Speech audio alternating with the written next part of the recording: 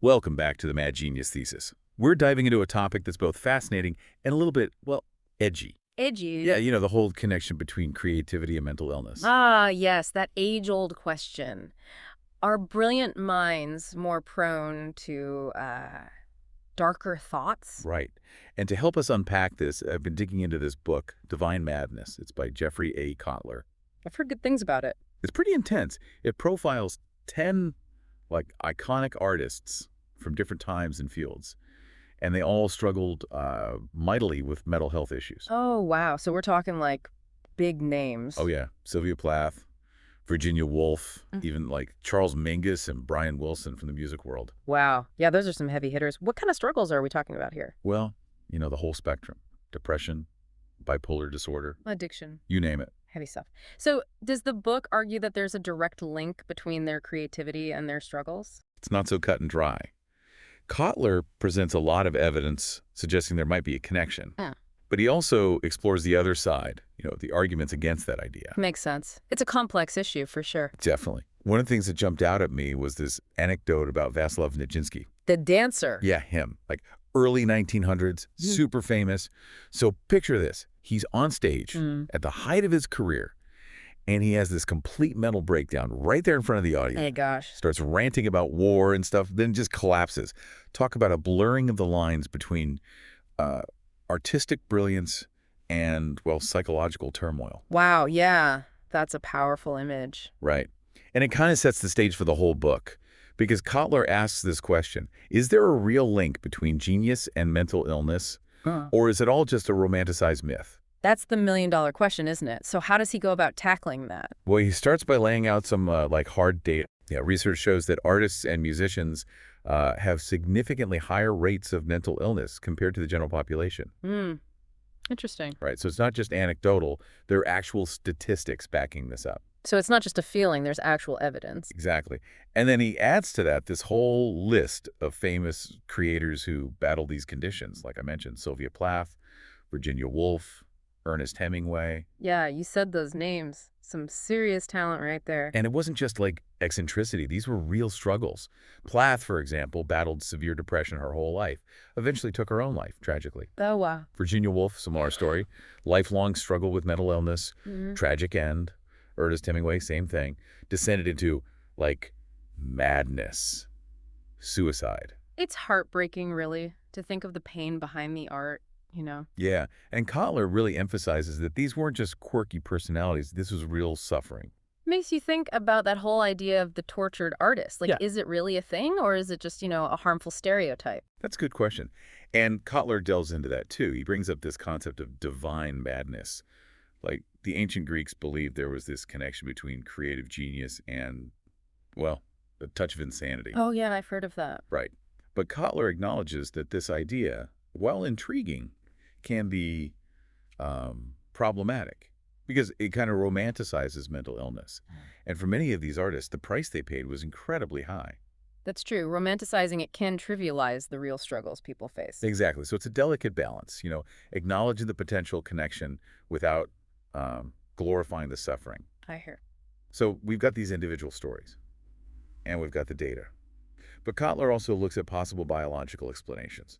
For example, he points out that Ernest Hemingway came from a family with a history of mental illness and suicide. Oh, wow. So genetics might play a role. It's a possibility he explores. Like, could there be a hereditary component to some of these conditions? But, it's not that simple either. Right. Nature versus nurture. It's never just one or the other. Exactly. And that's where, the counter-arguments come in. Oh, right. You mentioned he explores both sides of the coin. Yeah, he brings in perspectives from groups like the National Alliance on Mental Illness. They're concerned about, romanticizing these conditions. I can see why they'd be worried about that. Right. They emphasize that mental illness is a real thing. It causes real pain. And we can't just brush that aside. Absolutely. It's not just a quirky personality trait. It's a real illness that needs to be treated with respect and care. Right. And they also did this study, NAMI did, and they found that a lot of artists didn't see a change in their creative output, like after they got treatment for their mental health. Oh, really? So treatment didn't make them less creative? Not necessarily. Some even said their creativity improved. So that raises this question: did they succeed because of their struggles or in spite of them? That's a tough one. Like, were their challenges somehow fueling their creativity? Or were they just incredibly resilient, able to create despite those obstacles? Exactly. It's that chicken or the egg thing. And Kottler doesn't pretend to have a definitive answer. Instead, he presents all the evidence and invites the reader to think critically. I like that approach. No easy answers, just an honest exploration of the complexities. Yeah, it's definitely thought-provoking. And that's what we're going to keep doing as we dive deeper into this book. We'll explore the different explanations for this potential connection, the shared characteristics between creativity and, what Kottler calls madness. And we'll look at specific stories in the book to see how these ideas play out in real life. I'm intrigued already. Let's keep going. What else does Kottler explore in terms of possible explanations for this link? Well, he gets into some really interesting stuff about the personality traits common to both, like creative individuals and those who struggle with mental illness. Things like high energy, heightened senses, a tendency toward, unusual perceptions or visions. So these are traits that could both fuel artistic expression, but also lead to some emotional ups and downs. Exactly. And that's where things get really tricky. It's like this double-edged sword. These same qualities that can drive amazing artistic breakthroughs can also be incredibly destabilizing for someone's mental well-being. It's like walking a tightrope. So we're seeing that this whole mad genius idea is a lot more nuanced than we might think. Absolutely. And that's what Kottler emphasizes throughout the book. It's not about saying that mental illness is a necessary ingredient for creativity or that all creative people are, troubled. It's about understanding the complex interplay of factors, individual predisposition, societal pressures, even the way we as a culture perceive and, sometimes romanticize mental illness. Right. It's about recognizing the complexity of the human experience and how all these things can intertwine in ways that are, sometimes unpredictable. Exactly. And I think that's one of the most valuable things about this book. It pushes us to think critically and to resist those easy, oversimplified narratives. I like that. It's an invitation to think deeper. Yeah. And it definitely made me rethink some of my own assumptions about creativity and mental health. Like what? Well, one thing that resonated with me was how Kottler talks about the importance of solitude for, creative incubation. But at the same time, he acknowledges that for someone already prone to mental health issues, isolation can be a slippery slope. Oh, that's a good point. Like, you need that space to create, but too much solitude can be, isolating. Right. And he uses the example of Mark Rothko, the painter. The book describes him as this really intense, complex guy. He pushed people away, except for his wife, really needed that solitude for his work. But that isolation probably played a role in his struggles. Didn't he end up taking his own life? Yeah, he did. And it's just this stark reminder of how, there's this constant tension for creative people, that need for space to create, but also that vital need for human connection, especially for someone struggling with mental health. It's like a balancing act, and not an easy one. Definitely not. And it makes you realize how much societal pressures play into this, too.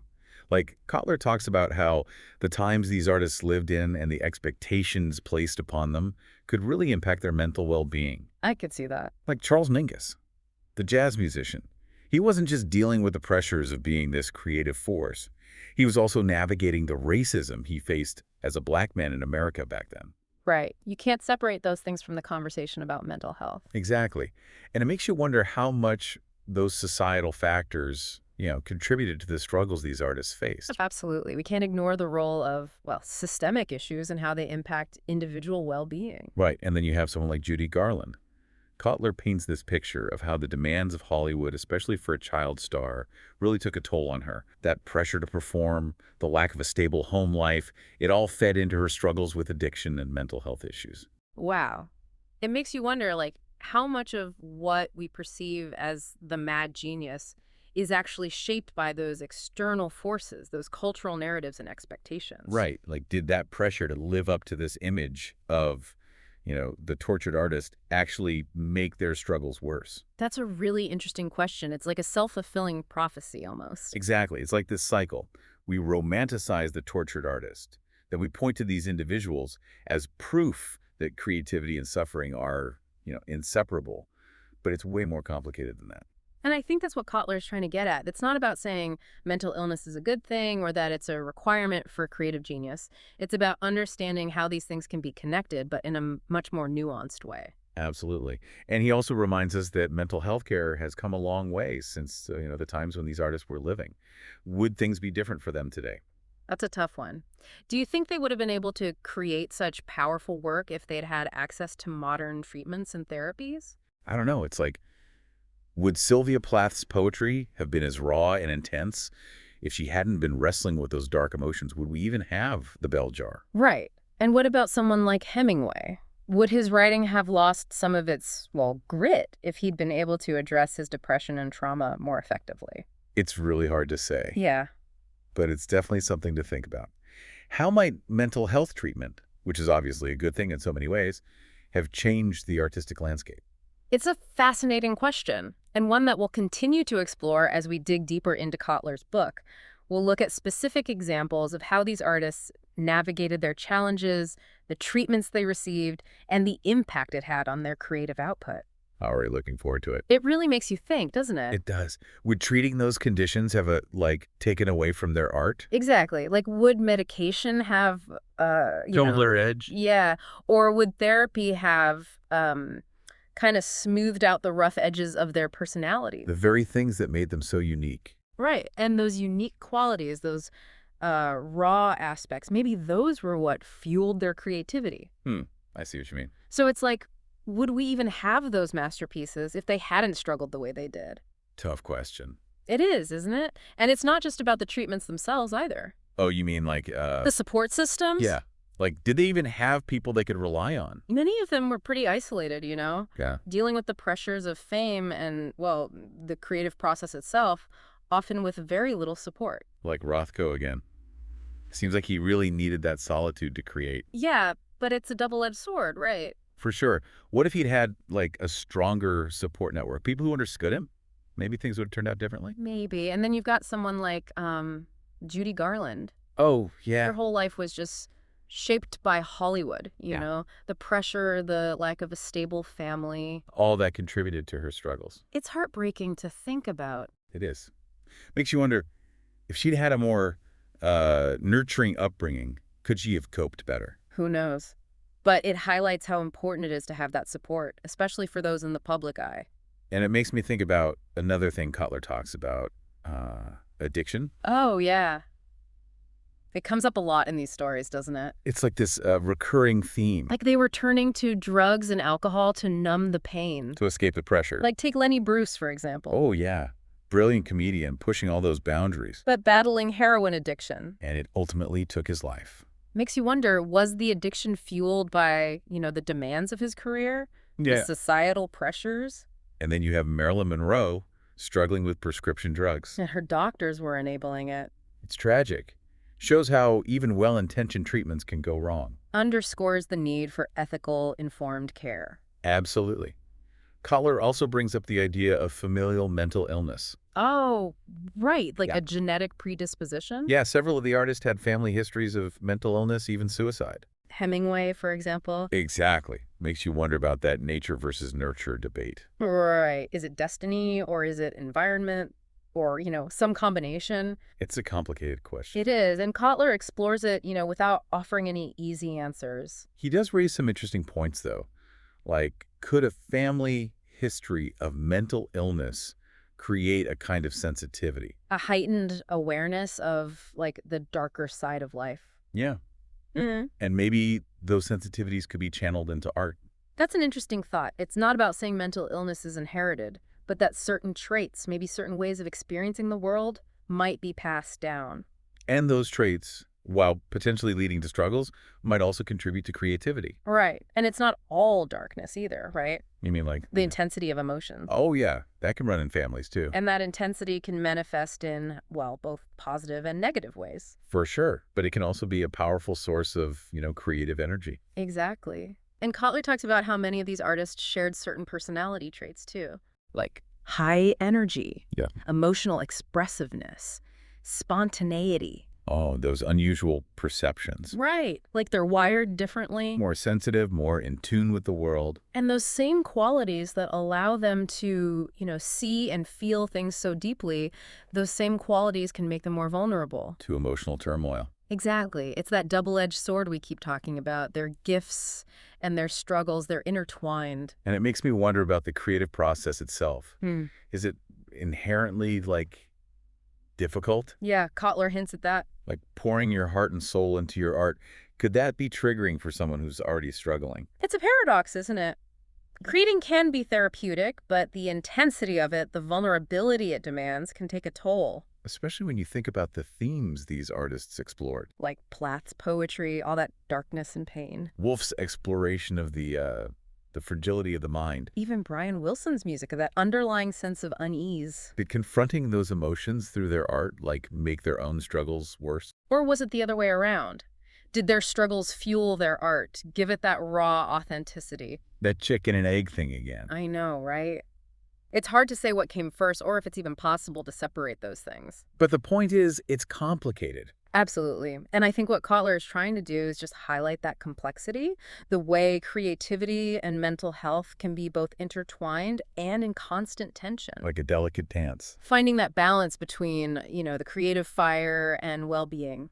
So as we start to wrap up, are there any stories from the book that really bring this all to life for you? Oh, tons. But Hemingway's story always gets to me. Yeah, he's such a, iconic figure. The quintessential tough guy, right. Right. All about facing your fears and living life on your own terms. But underneath it all, he was battling some serious demons. Kottler really paints a picture of that, doesn't he? Like, this man wrestling with depression, this heavy family history of mental illness. And suicide, like it ran in his family. It's almost like he was trapped by this image, Yeah. this macho persona. Couldn't show weakness. Exactly. And the treatments back then, they were pretty brutal. Electroshock therapy, oh my gosh. Makes you wonder, what if he'd had access to, modern therapy? Yeah, would he have been able to channel those emotions differently? Maybe even avoid that tragic end.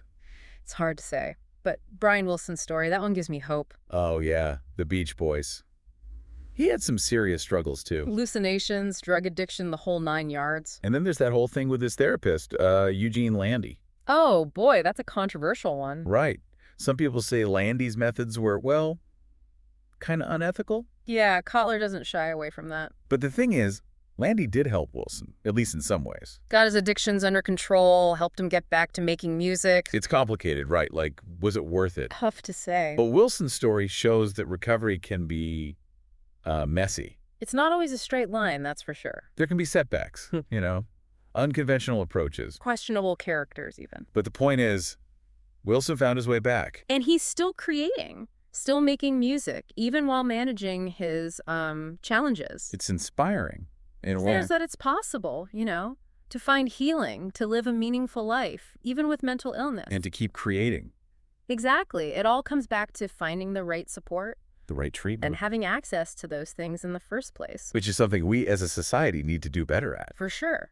So, big picture, what are the key takeaways for you? Well, I think the main thing is there are no easy answers. Right. It's not black and white. These were real people with complex lives. We can't just, reduce them to stereotypes. Like, mental illness isn't a requirement for creativity. There are plenty of artists who don't struggle with those things. And their work is just as valuable. But for those who do struggle, it's about finding ways to support them. To create environments where they can thrive. And to challenge that stigma around mental illness. Yeah, that's so important. And we can't forget, these weren't just, subjects in a study. They were real people with feelings and hopes and dreams. And they left this incredible legacy through their art. We owe it to them to approach these conversations with sensitivity. With nuance. And with respect for their experiences. Beautifully said. So as we wrap up this deep dive into divine madness... What's the final thought you want to leave our listeners with? Well, the human spirit, it's capable of amazing things, even when faced with incredible challenges. And exploring these stories, it can give us a deeper understanding of ourselves. Novel potential. And of the complexities of, just being human. Keep those conversations going, folks. Share your thoughts, your own experiences. Let's create a world where both creativity and mental well-being are valued. Thank you all for joining us on the Mad Genius Thesis. Until next time, keep exploring, keep creating, and keep taking care of yourselves.